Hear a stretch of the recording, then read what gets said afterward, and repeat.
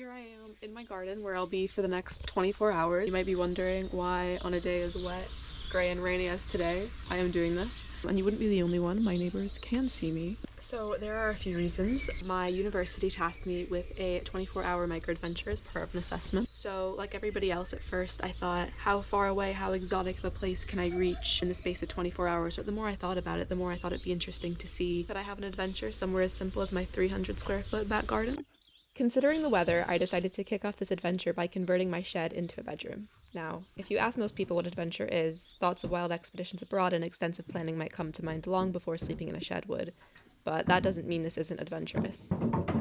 Though adventure is subjective and has varying definitions, it is generally accepted by most that adventures are challenging, have a degree of unpredictability, demand physical and mental skill to overcome, and break up daily routine.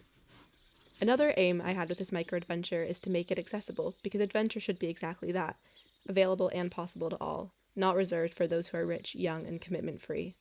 With it being Monday and a busy, important week ahead of me, I decided to get through some work in my shed to escape the daily routine of being at my desk. Adventure can be as simple as adding novelty to something you already do daily.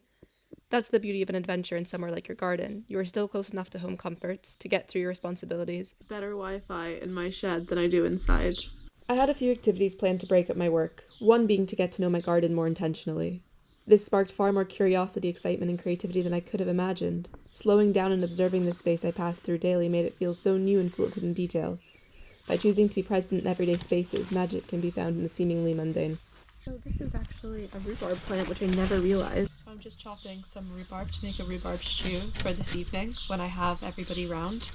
I'm just taking some time to reflect, and I feel so thankful to be able to call this my garden.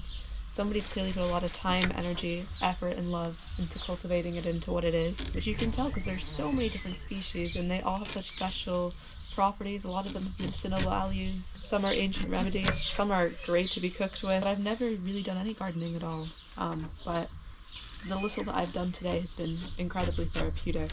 I foraged some white dead nettle, some dock leaf, and some dandelion leaf. As everyone began to arrive, I set to work building what was my first ever self-built fire, which, as an adventure student, I'm slightly ashamed to admit. Why is it not working? Normally somebody else knows what to do already, so I let them take the lead.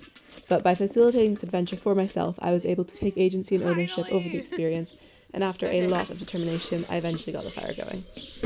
Initially, the idea of spending 24 hours in my garden seemed simple, arguably even boring, but honestly, I experienced more novelty, creativity, and excitement than I did on my last trip abroad. Holidays are great, but they aren't always accessible, and come to an end. Local, everyday adventures like this don't have to.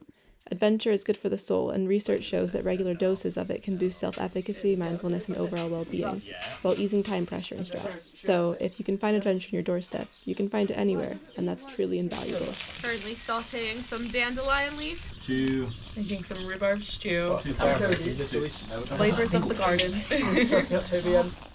This makes adventure more accessible. Even with the demanding 9 to 5 and kids to care for, this kind of experience can be possible. Your kids could even join in. Now, I don't have kids, but having my guy friends around for part of the evening, I think sometimes feels like the same thing. Next, everybody got to try and make their own stockbrot, which is essentially bread on a stick.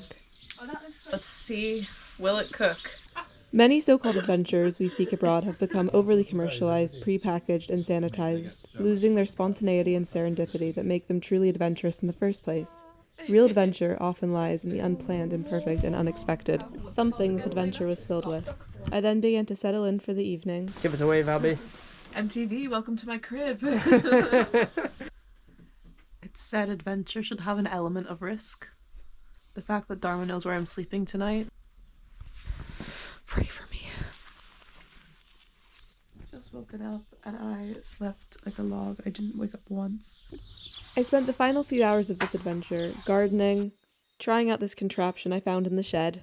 I'm quite scared. Staying present and reflecting.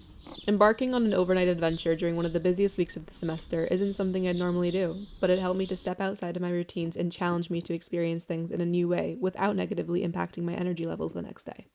I was surprised to find more novelty and excitement than my last trip abroad. Now, I'm not suggesting micro-adventures are a replacement for a beach holiday in Spain, but they aren't trying to be. Adventure in its fullest form isn't the fleeting thrill of a sun lounger by a chlorinated pool. It's something deeper, a sense of connection, contentment, and curiosity. Micro-adventures allow for reconnection in a world where we're constantly consuming and chasing stimulation. I therefore made the conscious decision not to add music to this video, because part of this adventure was about tuning into the sound of the birds, hearing the crackling of the fire.